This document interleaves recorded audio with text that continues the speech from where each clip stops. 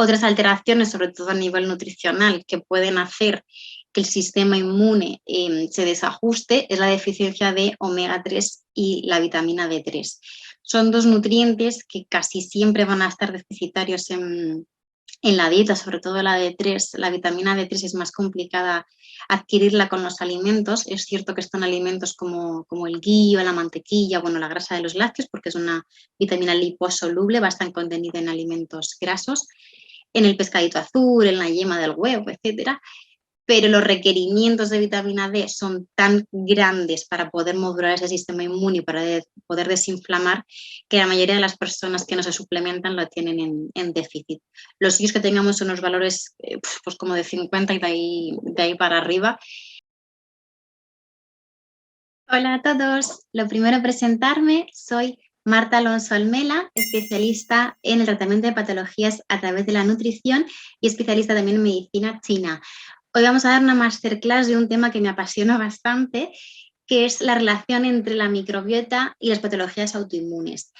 En realidad vamos a abordar el padecimiento de las patologías autoinmunes, cómo podemos tratarlos a través de una nutrición integrativa, no solo con la relación de la microbiota. Por desgracia, a día de hoy cada vez hay más desarrollo de patologías autoinmunes por la mutación que ha habido a nivel genética, pero sobre todo por factores ambientales como infección de virus o bacterias o incluso a veces también sobrecrecimiento de cándidas de hongos que están haciendo que ese sistema inmune pueda reaccionar. Al final, dentro de las patologías alteradas del sistema inmunitario, podemos tener por una parte lo que conocemos, ¿no?, como las alergias o reacciones histaminérgicas como la dermatitis, ¿vale?, el asma, la sinusitis, todo lo que produce un sistema inmunitario de reacción hacia un agente externo, ¿no?, como una alergia al polen, a las gramíneas y demás. Y luego tenemos patologías autoinmunes, que lo que ocurre es que hay una sobreactivación del sistema inmune, pero en este caso, aparte de atacar a agentes extraños, a agentes externos, también vamos a tener un deterioro en nuestros propios tejidos, ¿no? Entonces, son patologías más graves porque sí que van a poner más en riesgo nuestra salud al deteriorar nuestros propios tejidos y nuestras propias células. En cambio, al final las alergias pueden, si son alergias controladas y evitamos el agente al que somos alérgicos, pues a lo mejor nos puede dar un poco de mucosidad o rinitis o sea, son alergias más graves, ahogamiento, ¿no? Pero si evitamos el agente al que somos alérgicos, son patologías que al final se pueden controlar. Pues lo primero que vamos a hacer es empezar por los factores que nos van a predisponer a padecer esas patologías autoinmunes. Como siempre, una predisposición genética va a hacer, bueno, que tengamos más incidencia, ¿no?, en el padecimiento de esas enfermedades, pero no es todo, por suerte. La genética normalmente solo representa entre un 10 y un 15% de padecer la patología, o sea, nosotros nacemos con unos genes, eso no quiere decir que obligatoriamente tengamos que sufrir esa enfermedad en el futuro, ¿no? Que esos genes se expresen o no se expresen va a depender de lo que llamamos la epigenética, que es el estilo de vida o factores con los que tengamos contacto a lo largo de nuestra vida que puedan hacer que esos genes se expresen o no. Entonces, ahí es donde tenemos que trabajar.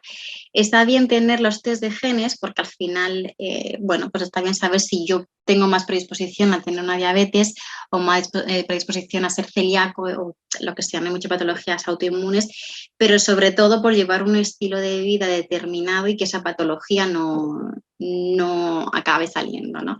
Pues por una parte tenemos, como decía, genes predominantes y luego también hay mecanismo, hay varios mecanismos que se producen en el desarrollo del embrión y en el desarrollo de nuestro sistema inmune, que van a regular, por una parte, los fenómenos de autoinmunidad, es decir, si tenemos desajustados esas señales que van a decir a las células que ataquen o no ataquen, al final vamos a producir un exceso de ataque hacia nuestros propios tejidos, y la alteración de la apoptosis. La apoptosis es lo que llamamos la muerte celular.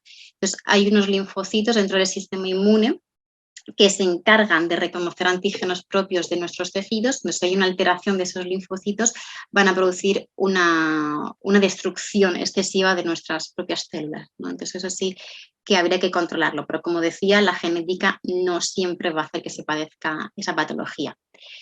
Otras alteraciones, sobre todo a nivel nutricional, que pueden hacer que el sistema inmune se desajuste es la deficiencia de omega 3 y la vitamina D3.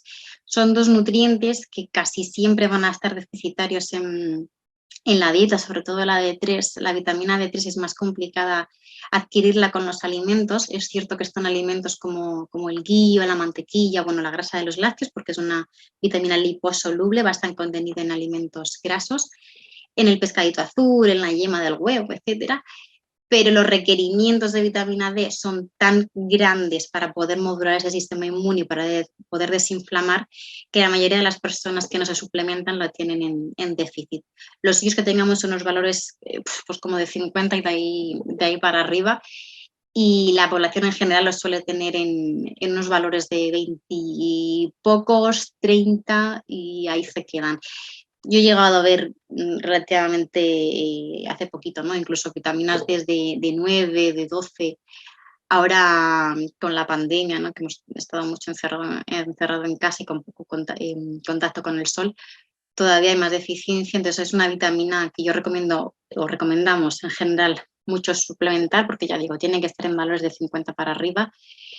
Y bueno, no es algo que se suele suplementar mucho, a no ser que esté por debajo de 30. Pues, y aparte de ser una vitamina necesaria para la absorción del calcio, las articulaciones y demás, tiene unas propiedades muy buenas y muy fuertes a nivel del sistema nervioso, como os decía, para la inflamación, controla la inflamación del cuerpo y modula el sistema inmune. Entonces, es una vitamina que, a no ser que estemos en contacto con el sol, y sobre todo a lo mejor en verano, los meses de otoño a primavera, yo sí recomiendo suplementarla siempre, ajustando la dosis obviamente a los valores que te da cada uno a nivel de analítica, ¿no? Que eso se puede ver de manera fácil.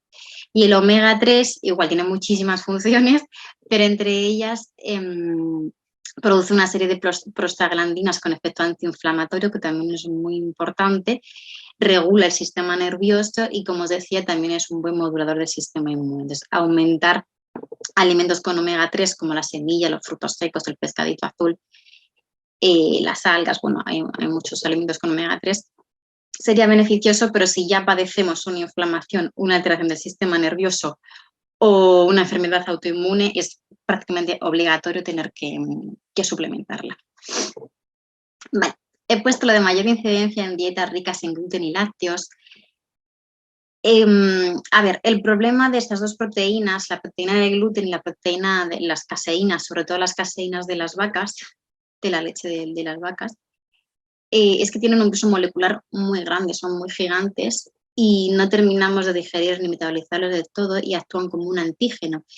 Los antígenos son aquellas sustancias a las que van a atacar el sistema inmune, ¿no? Entonces, si tenemos predisposición genética y además estamos consumiendo en el día a día grandes cantidades tanto de gluten como de lácteos, todavía vamos a hacer que ese sistema inmune tenga más motivos para sobreexcitarse y atacar más, ¿no? Entonces, como os decía, son dos de los alimentos a los que llamamos antígenos alimentarios. Entonces, cuanto menos cantidad de lácteos, sobre todo lácteos procedentes de la vaca, y gluten, sobre todo el trigo es el cereal que más se ha visto modificado a lo largo de los años. Hemos conseguido un grano de trigo muy resistente para producir grandes producciones, ¿no? de cereal. El problema es que, como os decía, no terminamos de metabolizarlo y digerirlo bien. Eso es todo el mundo, a no ser que tengamos trigo ancestral, pero no es el común que nos venden en las tiendas, en las harinas, en los panes, en la bollería, en lo que sea que compremos que tenga harina. Y el gluten que tiene está modificado, ¿no? Le han ampliado mucho los cromosomas y actúa como un antígeno, como os decía. Cuando hay ya patologías autoinmunes, cuanto ya no solo eliminar el trigo, que eso deberíamos hacerlo todos, cuando hay patologías autoinmunes, lo suyo es eliminar el gluten directamente. Sobre todo si es patología neuronal o tiroidea. Bueno, ahora vamos a ver si es celiaquía, obviamente, con más motivo. Bien, otro factor importante en el padecimiento de cualquier patología, pero obviamente si hay alteración del sistema inmune más todavía, es el deterioro de esa barrera protectora a nivel intestinal, ese aumento de la permeabilidad intestinal a través de la alteración de los enterocitos. Esto lo vamos a ver luego de manera muy detallada. Pero resumiendo, cuando el intestino deja de estar haciendo su función de barrera y se produce una alteración en esa mucosa y se separan las células del enterocito, del intestino, y entra todo para adentro. Entonces, como la mayoría del sistema inmune está en esa mucosa intestinal, vamos a producir una alteración o una reacción excesiva del sistema inmune. Como os decía, luego lo vamos a ver con más detalle.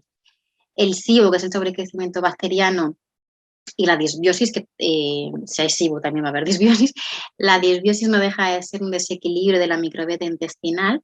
Sabemos que en el intestino, bueno, en todas las mucosas, hay una serie de microbiota que llamamos, que es un conjunto de bacterias y de cándidas que se encargan de que esos tejidos funcionen correctamente y que todos los órganos del cuerpo funcionen correctamente y no sufran un deterioro.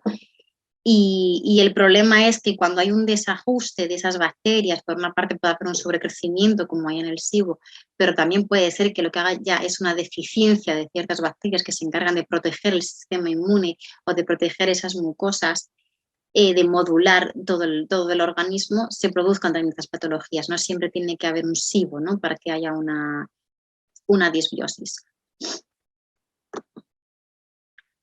Vale.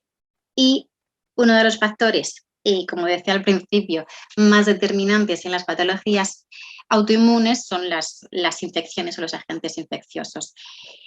He dicho que podemos predisponer de una genética, pero que para que esa genética se pueda expresar debe haber una serie de desencadenantes ambientales que hagan que se exprese. Entonces, he resumido, porque es que este tema podría tirarme horas hablando de él, he resumido un poco la relación entre determinados agentes infecciosos y el padecimiento de ciertas patologías. Ya he dicho que hay muchísimas relaciones, pero he puesto un poco las más actuales, y lo primero que vamos a ver es cómo actúan o qué hacen esos agentes. Sobre todo van a ser virus y bacterias, pero casi siempre va a ser virus.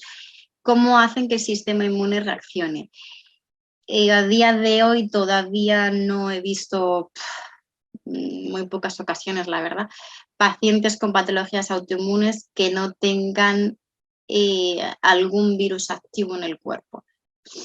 Entonces, sería muy, muy importante en pacientes que tengan una patología autoinmune que se le realizara una serología de actividad vírica, para ver si es esa actividad vírica la que está haciendo que el sistema inmune siga atacando. Porque si ponemos una dieta para desinflamar, tratamos la mucosa intestinal, las bacterias, adaptamos la dieta y lo que queráis, detoxificamos, hacemos una serie de trabajos de fondo, pero sigue habiendo, por ejemplo, un herpes simple o un citomegalovirus, lo que sea, un virus que está muy activo. Si no regulamos eso, no vamos a poder hacer que el sistema inmune se module y que el sistema inmune deje de atacar. Eso, lo primero, ¿cómo actúan los virus, ¿no? ¿Qué es lo que hacen en las células para que el sistema inmune ataque? Bien, por una parte podemos tener lo que se llama una reacción cruzada por similitud antigénica, es decir, que ese virus tenga moléculas tipo polisacáridos, tipo azúcares o tipo proteínas, suele ser lo más habitual, sobre todo las proteínas, que se parezcan mucho a proteínas de nuestras propias células. Entonces el cuerpo quiera atacar a ese virus porque tiene una proteína X y ataque al órgano que tiene también esa similitud con esa proteína X, ¿no? Pues esto pasa muchísimo, que queremos atacar al virus y como las proteínas de ese virus se parecen a tal glándula, atacamos también a la glándula, ¿no? Entonces, por eso digo que hay que bajar la carga viral. Otro método, digamos, que puedan afectar los virus a nivel celular, a nivel inmunitario, es lo que se llama la expresión de péptidos de membranas, que no deja de ser cuando el virus entra a nivel intracelular para poder replicarse, ¿vale? Introduce su propio material genético, ¿no? Entonces, el cuerpo lo entiende como algo extraño y lo empieza a atacar. Entonces, si tú tienes un virus dentro de los hepatocitos, de las células del hígado, el sistema inmune va a atacar las propias células para poder cargarse el material genético que tenemos a nivel vírico, ¿no? Entonces, como decía, similitud antigénica de proteínas principalmente, y luego virus que ya han penetrado a nivel celular. También se puede producir una activación policlonal de los linfocitos B Y otro sistema de ataque del sistema inmune, bueno, porque no dejan de ser sustancias extrañas que entran en el cuerpo, o sea, tú te infectas de cualquier cosa y el sistema inmune dice, uy, ¿eso qué es? No lo conozco y lo tengo que atacar. Entonces, repito, muy, muy importante ver la actividad vírica en cualquier tipo de patología autoinmune. Vale.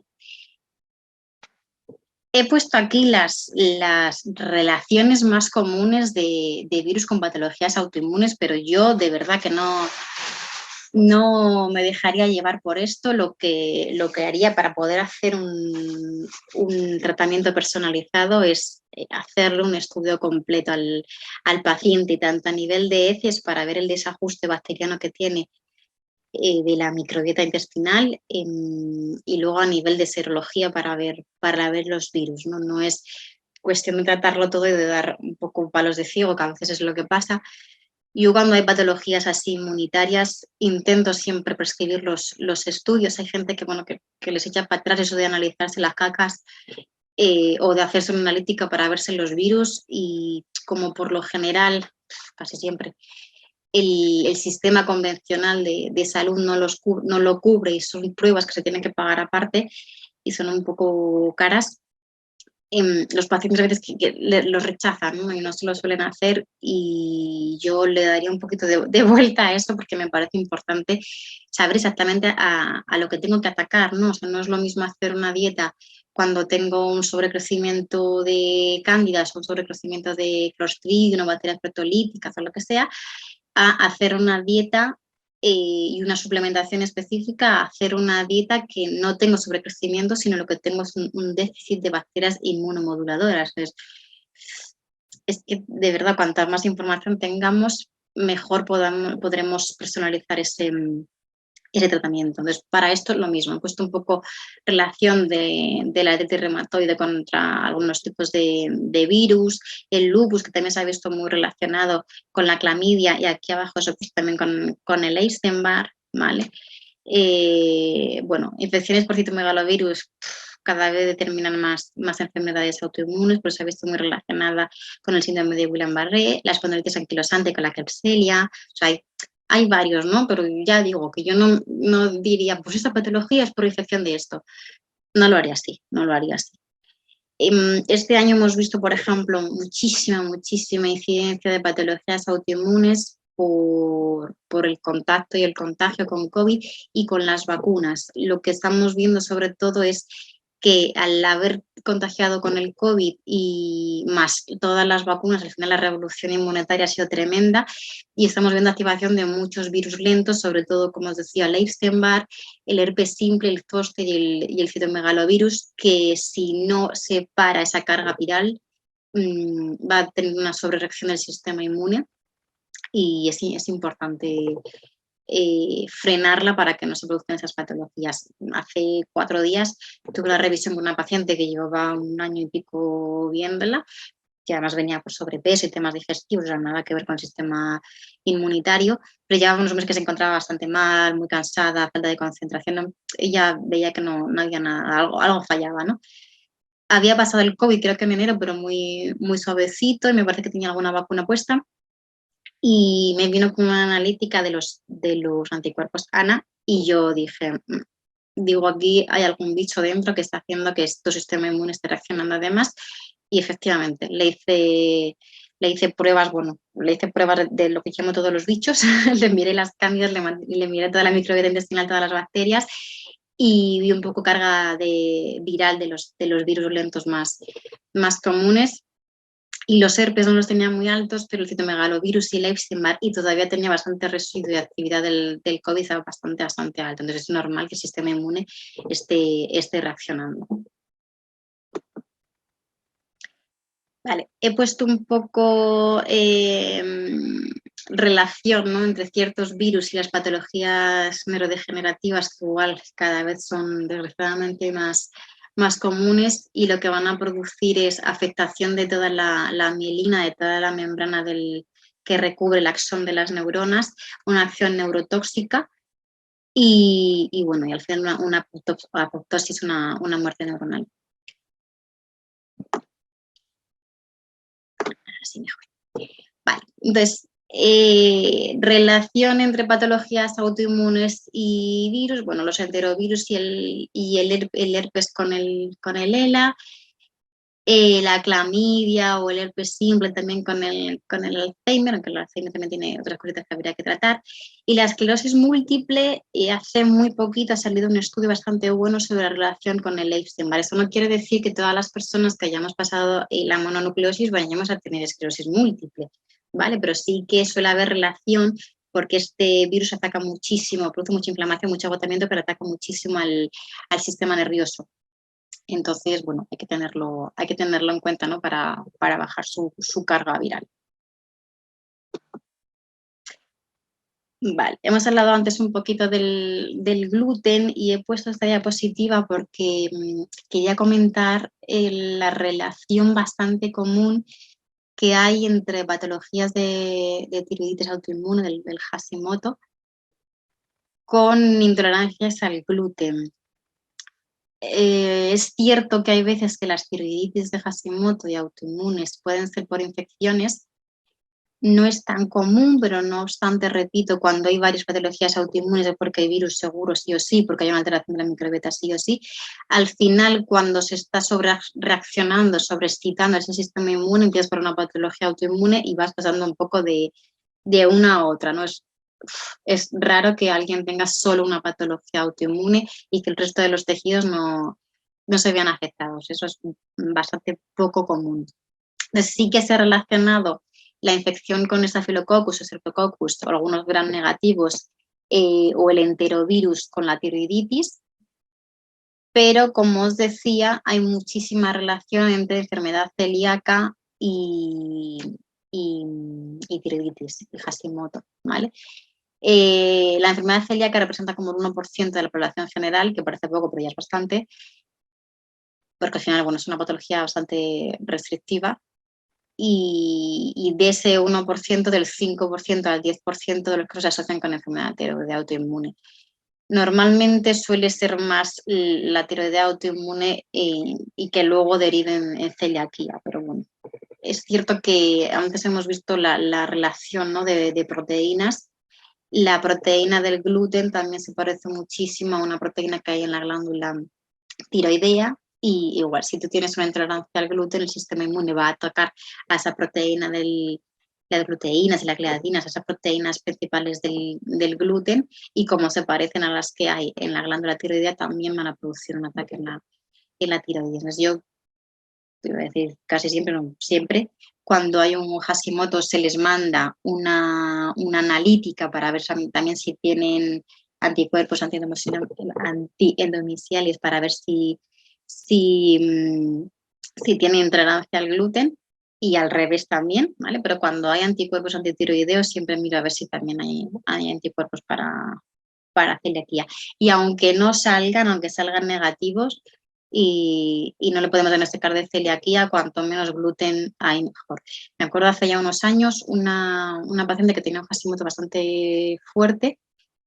No conseguían regularlo con la medicación y bueno, yo le puse su dieta, su tratamiento para el intestino, para la microbiota y obviamente le quité el gluten. Entonces mejoró bastante los anticuerpos antitiroideos, pero en una revisión la habían subido otra vez, ¿no? Y yo me extrañé porque no habíamos cambiado nada y ella me dijo así, por lo bajito, me dice, pero tanto me fui a tomar gluten, y dice, porque he tomado algo, y digo, es que no.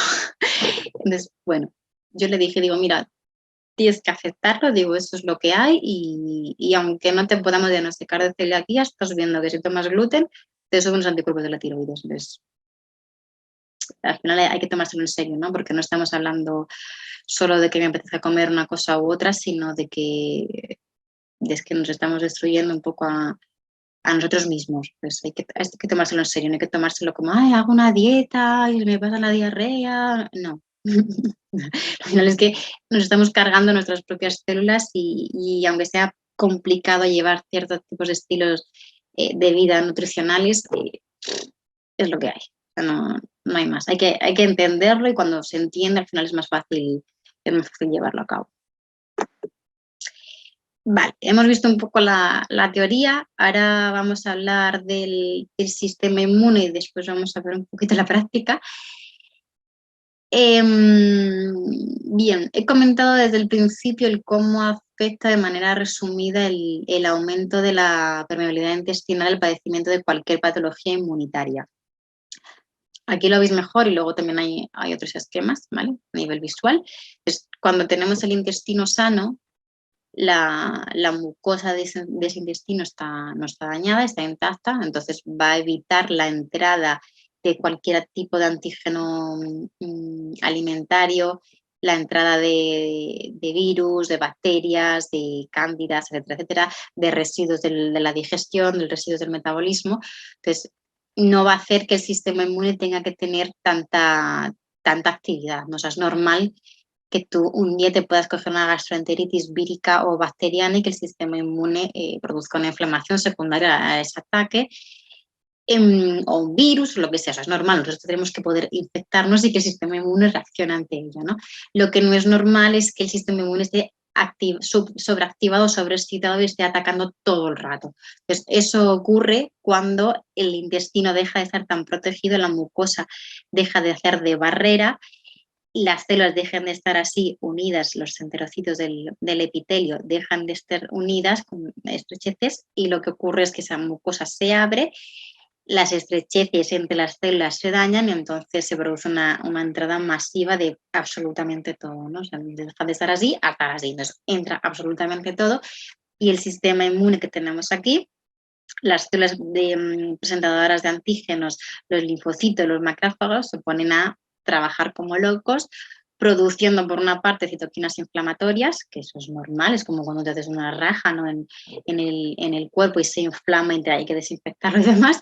Si no lo desinfectamos bien y no cerramos rápido la herida, ¿qué ocurre? Porque produces una infección interna. Esto es exactamente lo mismo, pero es como una herida o una raja a nivel intestinal, pero es lo mismo, es una herida que tenemos que tratar lo antes posible para que no haya una infección interna. Vale. Como os he comentado antes, el 70% del sistema inmunitario está en esta mucosa, es lo que se llama el sistema mucoso inmune. Al final es la mayor entrada, la mayor vía de entrada al organismo. Tenemos también a nivel pulmonar, a nivel de piel, pero por donde entra prácticamente todo es por el intestino, por eso la mayor parte del sistema inmune está ahí. Y ahora vamos a explicar un poco qué diferentes tipos de células inmunitarias hay, por qué se pueden producir una alergia o una patología autoinmune, ¿vale? Entonces, de manera muy resumida, porque ya digo que esto puede dar para largo y tampoco quiero ponerme muy técnica con el sistema inmune, quiero ir más a la parte de nutrición, a la parte de la microbiota. Podemos dividir los linfocitos T, ¿vale? Los podemos dividir en el tipo 1, lo que llamamos el TH1, el TH2 y luego están otros linfocitos que el TH17 o las células más reguladoras. Entonces, ¿qué hacen cada una? ¿Qué atacan y cómo actúan? Los linfocitos TH1 es lo que llamamos la inmunidad celular y sobre todo van a expresarse o van a actuar contra las células y contra microorganismos que puedan entrar dentro de esas células, ¿no? Como bacterias, los virus, prioritariamente, y van a producir sustancias inflamatorias, por tanto, una reacción inflamatoria crónica. Repito, o sea, el sistema inmune tiene que trabajar bien. O sea, si tú tienes contacto con un virus, como por ejemplo ahora con el COVID o cualquier tipo de virus, me da exactamente igual, los linfocitos TH1 van a elevarse, van a atacar ese virus, ¿vale? Pero tienen que volver a bajar. Y los TH2 lo que hacen son más los mediadores de las alergias que decíamos antes, de las producciones de histamina, y no van a atacar tanto a nivel intracelular, es lo que llamamos la respuesta humoral, y pueden producir más ataque pues eso, a agentes alérgicos, a cándidas, a elementos, etcétera, ¿no? Pero no es tanto el vírico. Entonces, o sea, lo que decía, si yo tengo una infección por virus, el TH1 tiene que poder trabajar, pero luego volver a bajar. Y igual, si yo tengo contacto con el polen o lo que sea, algún agente extraño, el TH2 tiene que poder subir para hacer su función, pero luego volver a bajar. Si, por ejemplo, tenemos una sobreactivación de ese TH2, lo que vamos a padecer son más enfermedades inflamatorias alérgicas, tipo asma, tipo dermatitis, como los nenes pequeños, ¿no? En el embarazo es normal, en el propio embarazo es normal que tengamos el TH2 un poco más elevado, para que el TH1 no esté atacando a ese embrión que no entienda que es un agente extraño, que son células extrañas y que no le ataque, ¿no? Muchos de los abortos que se producen es precisamente porque este TH1 está elevado, entonces en cuanto empieza a desarrollarse hay células que no son propias de la madre, el sistema inmune los va a atacar y directamente te vas a tener, o no te vas a quedar embarazada o vas a tener un aborto, ¿no? Por eso igual, aquí habría que ver a nivel de virus qué está pasando, hay que mover el sistema inmune en el caso de que no te quedes embarazada o tengas abortos. Entonces, como decía, en el embarazo lo suyo es que el TH2 esté por encima para que se pueda desarrollar el embarazo. El problema es que cuando ese TH2 está sobreexcitado, sobreexpresado, por lo general porque la mami ya lo tiene así o porque hay un desajuste de la microbiota intestinal, son nenes que van a nacer y van a tener dermatitis atópicas, bronquitis, alergias también a alimentos o sinusitis, rinitis, etcétera, etcétera. ¿Vale? Y a la contra, si lo que tenemos es una sobreexcitación del TH1, vamos a tener una inflamación crónica y vamos a tener más tendencia a producir patologías autoinmunes porque, como os decía, es una defensa que ataca a nivel celular.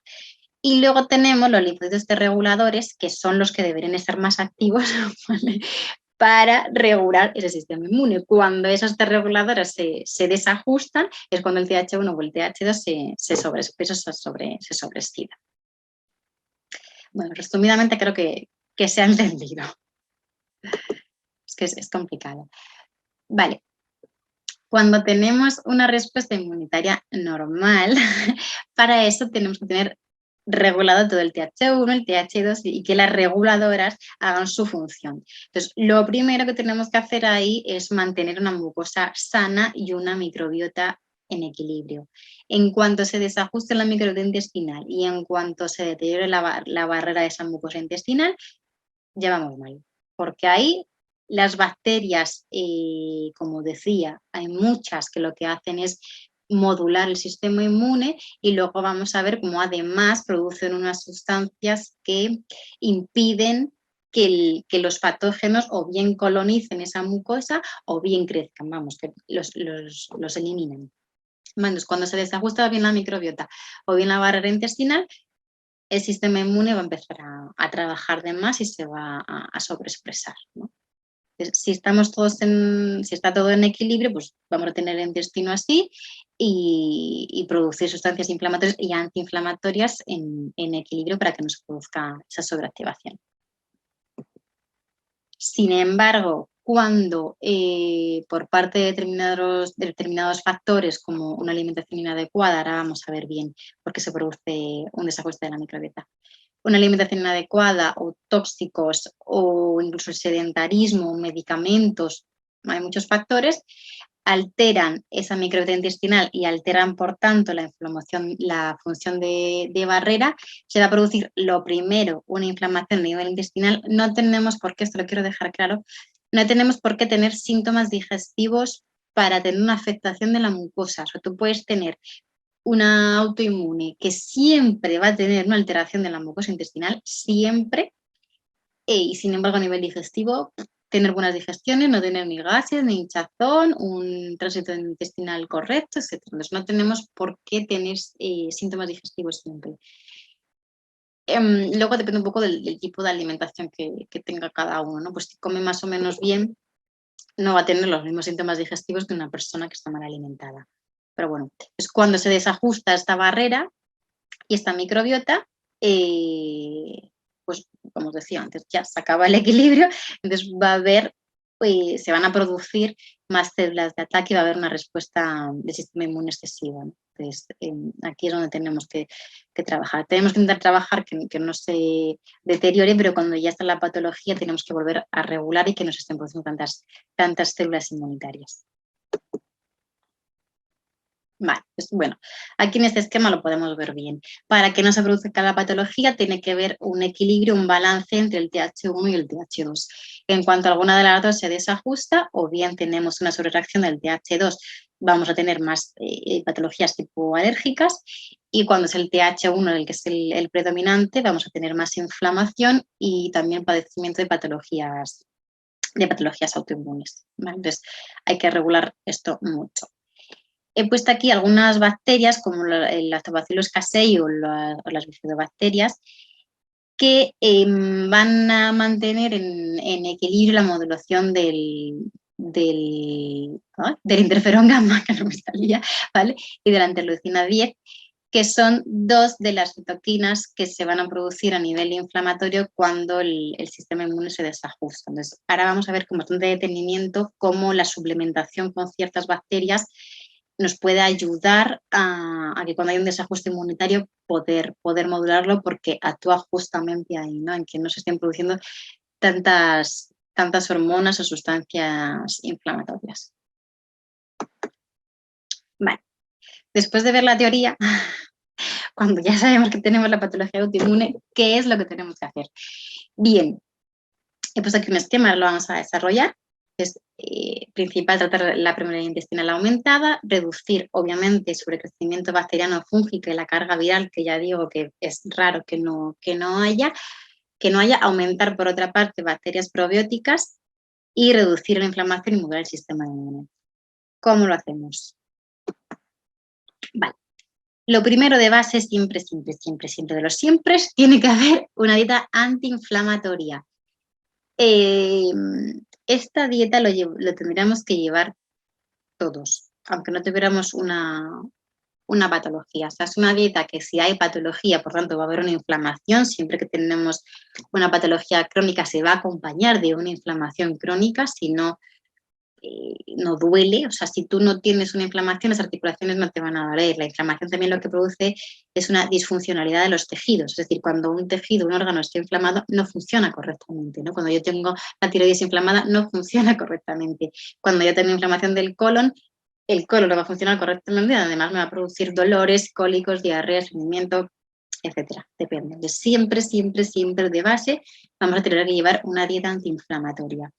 He puesto aquí un poco las bases de la dieta antiinflamatoria. Por una parte, que está muy rica en antioxidantes y vegetales, cuantos más colorines, lo digo mil veces, cuanto más colorines tenga la comida, muchísimo mejor. Luego, que haya un balance óptimo entre los omegas. El omega 3, como decía desde el principio, tiene un efecto antiinflamatorio y, sin embargo, los omega 6 y el ácido araquidónico, que está sobre todo presente en animales de origen terrestre, tienen un poder más proinflamatorio. Es siempre más animal de agua que de tierra. Y, como os decía, aceititos de oliva, de lino, pipas, semillas, frutos secos, siempre tiene que ser el omega 3 por encima del omega 6.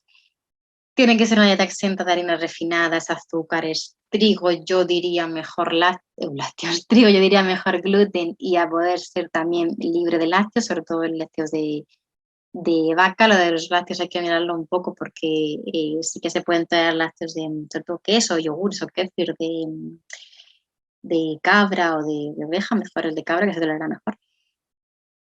Y mantener los picos de azúcar estables, ¿vale? Favorecer una detoxificación hepática, muy importante, tratar el hígado también siempre. Sobre todo si hay un aumento de la permeabilidad del intestino, es el hígado lo que tiene que estar filtrando todo lo que entra desde el intestino. Es prioritario también tratarlo. Y bueno, que sea todo lo integral posible, que tenga, si se puede comprar ecológico mejor, si no, intentar pues evitar envasados, si es en envase, que sea mejor envase de cristal, y que tenga el mayor o el menor número de aditivos posible. Vale. Me encanta la imagen del, del pudding de chá, me da un hambre siempre. Vale, ¿cómo tratar el exceso de permeabilidad intestinal? He puesto aquí un poco lo básico, luego dependerá un poco del paciente, pero qué nutrientes nos van a ayudar a tratar ese permeabilidad intestinal. Una es la glutamina, en el caso de que se tolere, y la inulina. Es que la glutamina, cuando hay mucha irritación del sistema mucoso, no se tolera bien, y bueno, hay que utilizar otras cositas. Pero la glutamina es una proteína, es un aminoácido que, que tiene varias funciones, pero actúa sobre todo regenerando las células intestinales, ¿no? Va a recuperar la estructura de esos enterocitos y de esa mucosa digestiva. Ya digo que aquí hay que verlo porque cuando hay mucha irritación del sistema nervioso, la glutamina quizá no es lo mejor que se puede suplementar. La inulina o la aloe vera, que es lo que quería poner ahí, también nos va a ayudar a regenerar, esas mucosas. La melena de león o la ericium, que se llama, es este hongo medicinal que tenéis aquí. Obviamente no se consume así, se consume o en polvo o en cápsula, o para los nenes yo lo pongo mucho en jarabitos. Es una pasada de hongos, forma parte de lo que llamamos la micoterapia. Y bueno, actúa también regenerando la mucosa, pero además es que calma muchísimo el sistema nervioso y el tratamiento de las membranas. Así hay una patología autoinmune, que hay una afectación del sistema nervioso, tipo una esclerosis, bueno, un Alzheimer, el Parkinson, no mando glutamina, mando melena de león sí o sí. Y en los niños también, la melena de león, es que va muy bien, muy bien. O incluso en el insomnio, como regula mucho el sistema nervioso, ayuda también a inducir el sueño por la noche. Es un hongo bastante potente a nivel terapéutico. El almidón resistente o la fibra también es importante para reparar esas mucosas. Bueno, lo primero que hay que hacer sería regular el tránsito intestinal. En el caso de que haya estreñimiento, es que para reparar una mucosa lo primero que hay que hacer es limpiarla. Pues si hay muchos residuos, o ya digo, el tránsito intestinal del paciente no es el correcto, hay que hacer una primera limpieza, por ejemplo, bueno, la arcilla verde, bueno, hay muchos productos que nos van a ayudar a arrastrar todos los residuos que tenemos a nivel de la mucosa, porque si no se limpia, no se puede volver a repoblar ni a producir buen suelo ni nada, no se puede construir absolutamente nada en un terreno que está sucio. Es muy importante regular el estreñimiento. Y algo también importante es eliminar alimentos que nos den intolerancias. Las intolerancias, por lo general, son secundarias a esa alteración de la mucosa. Entonces, no es cuestión de quitar los 500 alimentos que seamos intolerantes, sino tratar esa mucosa. Lo que pasa es que hasta que se trate esa mucosa, esos alimentos a los que ya hemos provocado una intolerancia, hay que eliminarlos, porque si yo soy ahora mismo intolerante a la fructosa porque mi mucosa está dañada y no la tolera, mientras estoy tratando esa mucosa, la fructosa la tengo que quitar, porque si no lo que va a hacer es como golpearme y nunca vamos a reparar. Una vez que se haya tratado esa mucosa, ¿vale? Y se haya regulado esa microbiota, sí podemos empezar a introducir alimentos con fructosa. A lo mejor no vamos a poder introducir todos, a lo mejor el ajo y la cebolla no conseguimos introducirlo, pero el resto de alimentos con fructosa, que son unos cuantos, sí. Entonces, cuando hay intolerancias no es cuestión de no comer todos esos alimentos nunca más, sino de poder tratar esa mucosa y regular esa microbiota que es la que está haciendo que no se toleren los alimentos. Aumentar vitamina A, E, zinc y biotina también son necesarias para reparar esa mucosa. Y el ácido butírico o el butirato es un tipo de ácido graso maravilloso que lo que hace es actuar como combustible energético, o sea, les da energía a las bacterias para que puedan trabajar, y también se ha visto efectos muy beneficiosos en el colon, ¿vale? En los colonocitos. Entonces, muy importante, sobre todo en la segunda parte de repoblar con las bacterias, ahí sí que prescribo yo bastante ácido butírico. Se puede tomar en el ghee de cabra, poder ser, es la mantequilla clarificada, y tiene grandes cantidades de ácido butírico. Y si no, también se puede suplementar, pero es un ácido graso de cadena corta bastante potente.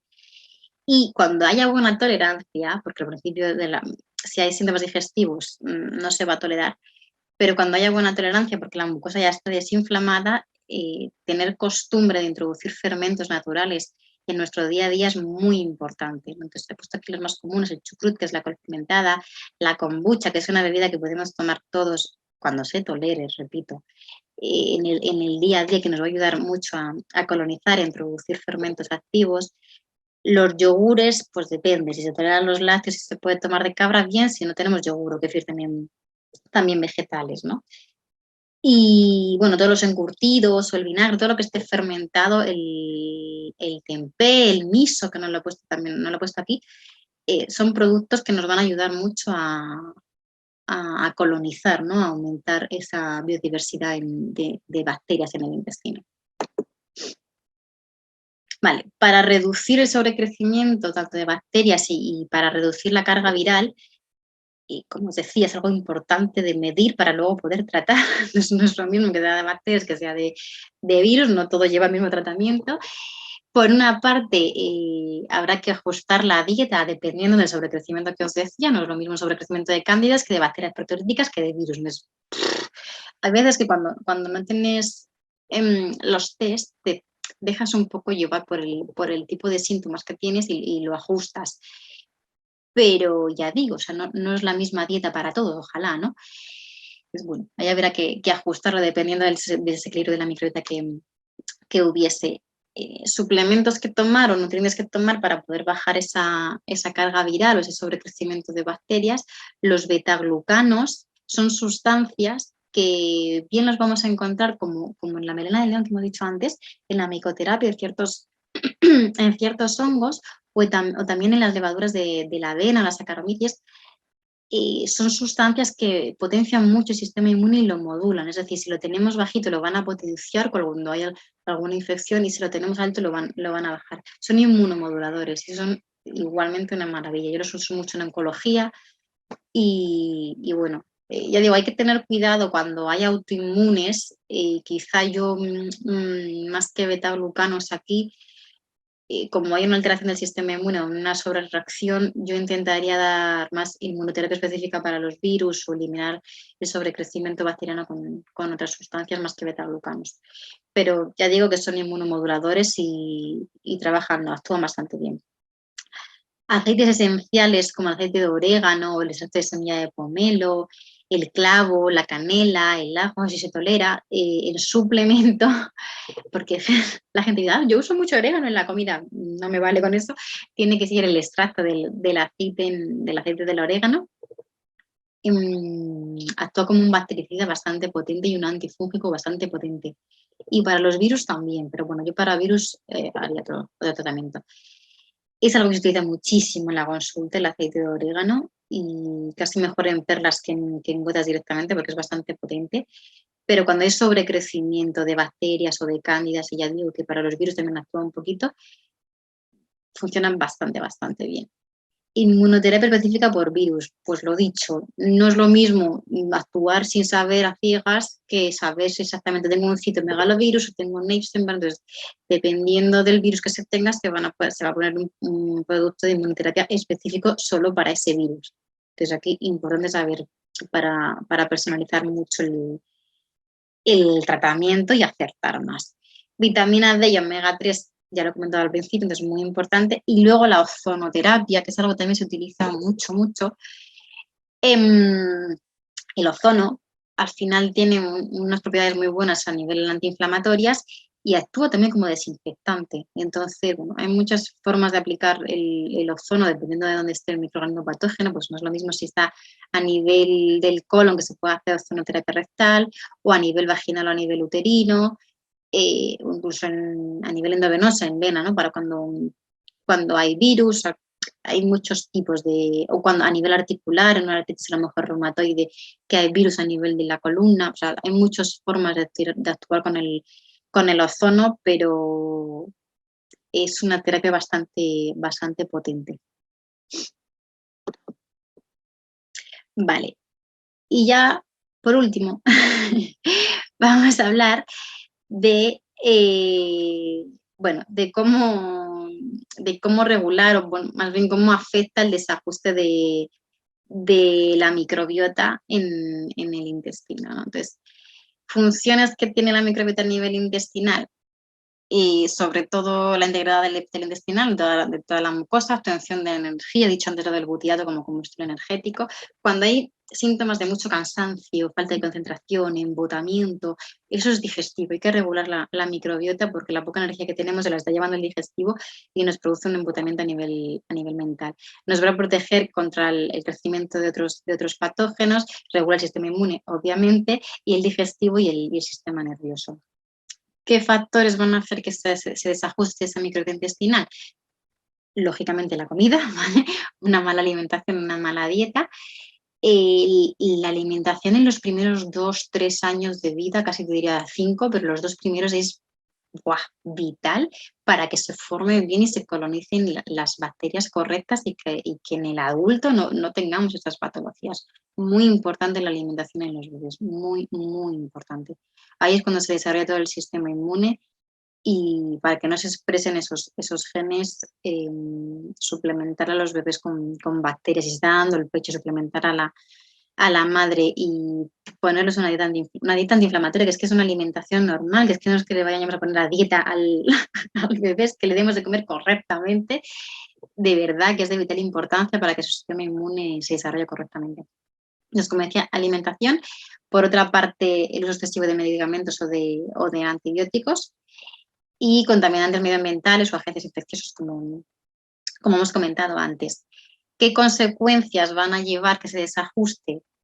Alteraciones gastrointestinales, no siempre, pero casi siempre, inflamación crónica, desajuste del sistema inmune, cualquier trastorno del eje intestino-cerebro, esto ya lo comenté al principio, ese sistema nervioso entérico, alteración metabólica, sobrepeso. De hecho, lo que ocurre es que se inflama la mucosa intestinal y nos desnutrimos, pero es que encima lo que ocurre es que empezamos a acumular grasa, o sea, grasa abdominal. Esa grasa abdominal, tengo sobrepeso, pero sobre todo de la tripita, ¿no?, que se acumula grasa, siempre va a haber un desajuste de la microbiota y una inflamación del intestino interno. Entonces, ahí es donde hay que tratar.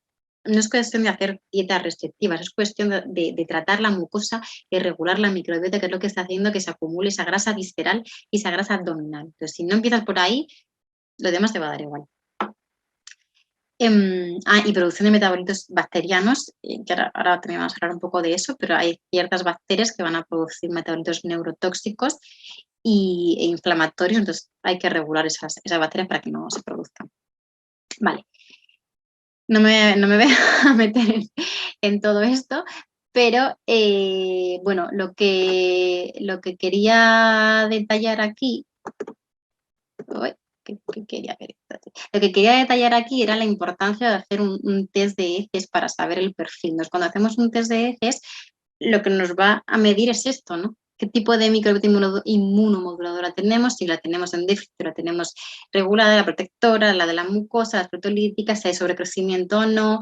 Yo aconsejo que se miren siempre los parásitos en estos casos. Pues es muy importante hacerse un test de heces, muy importante con cualquier patología del sistema inmune para poder personalizar el tratamiento. Vale. Y ya para terminar, vamos a hablar de qué tipo qué hacen los probióticos y qué tipo de bacterias se han visto más relacionadas con un efecto o con otro. Bien, los probióticos no dejan de ser o bien en alimento, como hemos visto antes todos los fermentados, o bien en suplementos de bacterias vivas. Tenemos los prebióticos, que son, por ejemplo, la melena de león o la glutamina, la inulina, o sea, suelen ser todas las fibras que nos ayudan o sustancias que nos ayudan a regenerar esas mucosas y que alimentan a esas bacterias. Y luego están los probióticos, que son los microorganismos vivos, o bien en los alimentos o bien en los suplementos. Bien, pues cada tipo de bacteria va a producir una sustancia que se llama bacteriocina y que tiene diferentes funciones, pero al final son las que van a regular ese crecimiento de microorganismos patógenos. Entonces, ¿cómo actúan las bacteriocinas? Van a producir péptidos colonizadores, es decir, hablando claro, compiten unas con otras, entonces si yo tengo determinadas bacterias van a competir con que las bacterias patógenas no colonicen y no formen sus casitas. Entonces, cuantas más bacterias buenas, más trabajo de ejército van a hacer para que las otras no puedan formar colonias. También van a producir péptidos, se llaman péptidos asesinos, que lo que hacen es actuar como bactericidas, ¿no? Lo que van a hacer es eliminar esos patógenos, como podéis ver aquí en este cuadrito, ¿vale? Y luego también pueden producir péptidos de señal, que lo que van a hacer es señalizar o avisar al sistema inmune para que produzca un ataque hacia ese patógeno. Entonces, ¿qué ocurre? Cuanta más diversidad de bacterias tengamos, más bacteriocinas diferentes vamos a producir. Cuanto más diferentes bacterias diferentes, mejor salud vamos a tener, ¿no? Si solo tenemos, me lo inventaré, lactobacillus y tenemos una deficiencia en bifidobacterias, ¿vale? Pues los lactobacillus tienen unas funciones y las bifidobacterias otras. Entonces, suplementarse siempre con lactobacillus no tiene ningún sentido. Entonces, tenemos que lo suyo a la hora de suplementar es ir un poco cepa por cepa, porque cada una tiene su función, en vez de tomar suplementos con 1000 millones de cepas diferentes, a los que ir por grupos, ¿vale? Para que no estén compitiendo unas con otras, es decir, por grupos para que puedan hacer su función y su colonización. Y ya digo, ir pasando por fases, ¿no? de un grupo a otro. Las fases depende del tratamiento, por lo menos 2 semanas, un mes por cada grupo sería lo correcto. Vale. Y ya para acabar, nada, he puesto un poco de relación, lo voy a comentar por encima, pero de relación con el efecto de ciertas bacterias ante agentes o ante funciones, ¿no?